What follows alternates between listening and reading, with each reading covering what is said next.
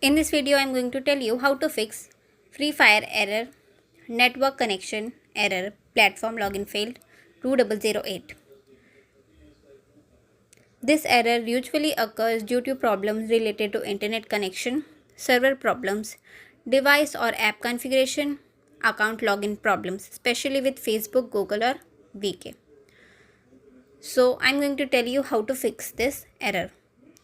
So, follow these methods. Make sure your Method 1. internet connection is working properly. Sometimes the problem is related to internet. If you are using Wi-Fi, then check your Wi-Fi is working properly or not. Or if you are using data, then check your data is working properly or not. Method 2. Go to settings, scroll down, tap on apps,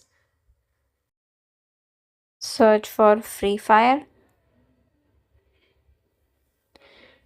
tap on force stop, click OK, go to storage,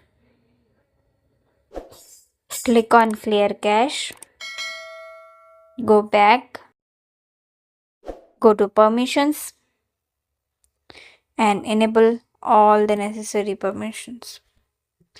And make sure this manage app if unused is toggle off. Sometimes this is the reason for the error. Now go back.